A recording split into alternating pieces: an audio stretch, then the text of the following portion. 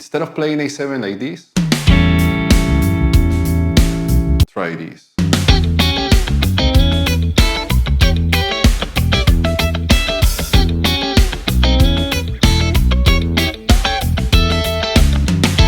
Now for this example, A7 is going to be the 5th chord in the key of D. So I'm going to start with this A7 voicings, strings 2, 3, and 4. I got the root, the 3rd, and the flat 7.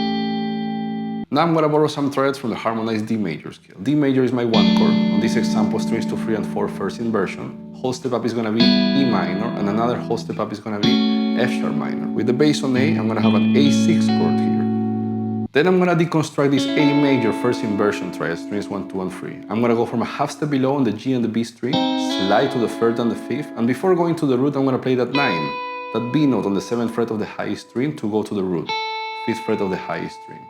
So far I have this.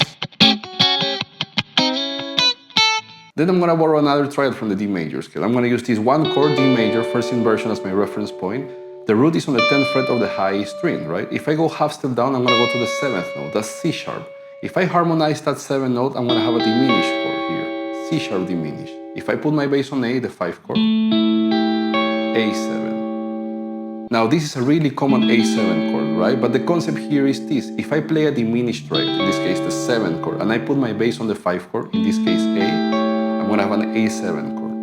Here's another example: C sharp diminished, the 7th chord, bass on the 5th chord, A7. Here's one last example: C sharp diminished, strings 2, 3, and 4, bass on the 5th chord, A7. Now if I raise my pinky and put my first finger on the 7th fret of the highest string, I have an E minor triad here, root position. But if I put my bass on A, I have an A7 sus2, because there is no 3rd on this chord. And again, it's the same concept, right? You can play an A7 sus2 shape, or you can play an E minor triad. You know the harmony is moving around A, so anytime you play an E minor triad, you're going to have that sound, A7 sus2. Then I'm going to put my pinky to the 10th fret of the highest string. Again, bass on A, A7 sus4. Then I'm going to go to this really common A7 chord, right? I got the 3rd, I got the flat 7, I got the root, and I got the 5th. Now again, you can always find a diminished triad inside the dominant chord, right? If I take the root away on the 10th fret of the B string, I'm going to have this chord. That's a spread triad. I got the root, I got the flat 5, and I got the flat 3 an octave higher. So for that part, I have this.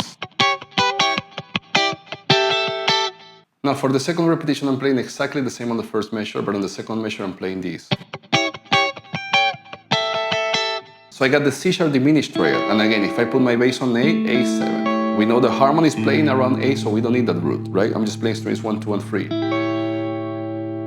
Then I'm going to go to this A7 chord, right? And the way I think about this chord is I go to the root position triad, I got the root, 3rd, 5th, and the flat 7 is always going to be a whole step and a half up from the 5th. A7. And then I'm just finishing in this classic A7 chord.